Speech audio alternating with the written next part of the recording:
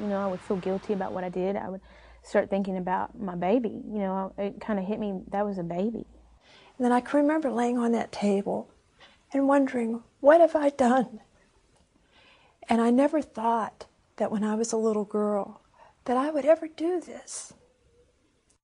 Because that was not the type of person that I wanted to be. And, you know, wake up one day and you're in your mid-20s and you were like, is this my life? I know that I was meant for something completely different.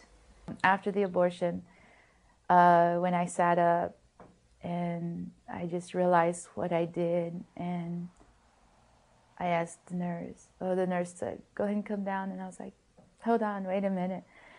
And then I kind of laughed and I said, well, what's it going to matter? It's not going to bring back it's not going to take back what I just did.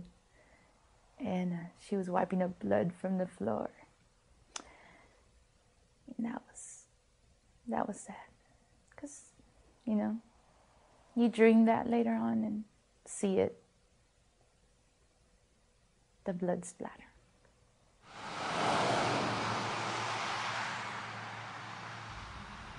I would just lay in bed and cry, and I had suicidal thoughts. I wanted to end it all. I didn't want to be here anymore if I couldn't have that baby back. I got some prescription medication, and I took as much of it as I could ingest.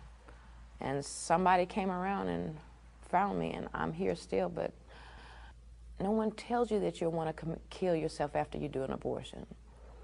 And you won't, and I never thought I would be the type of person that would try and kill myself after an abortion. I thought that I could handle it, or that I could deal with it. It's just something that you do, and it's over and it's done. But it's not that simple.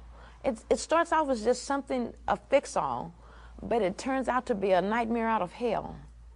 I wish I had never done it. I wish someone had showed me a film of what was going to happen during the actual procedure.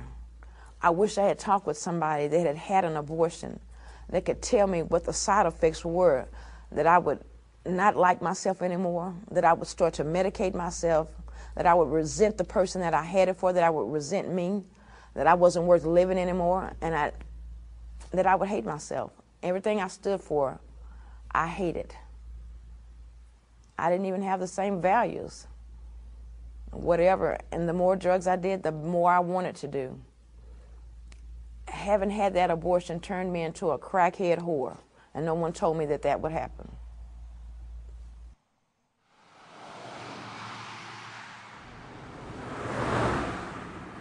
And the doctor, when she finished, asked me if I had had abortions. I hadn't told her to begin with, and I said I had. And she said, what we found is that one of your tubes is 90% blocked, the other one is 100% blocked, and you will never have children because of those abortions. What that suction from that machine did was literally pull your tubes down flush with your uterus, and they are blocked.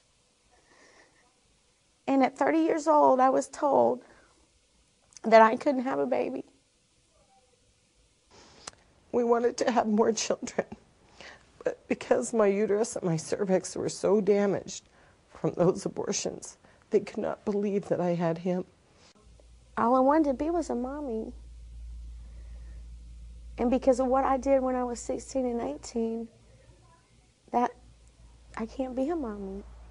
And it was very traumatic having to come to the realization that the only 3 children that I would ever bear, I killed.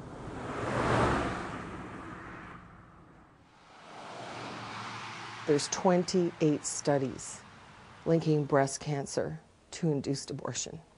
I've already had 2 lumps removed from my left breast. I had problems with my cervix, and I had to have medical procedures, very painful procedures. Had brought problems with my breast. And so that was a threat of breast cancer and cervical cancer.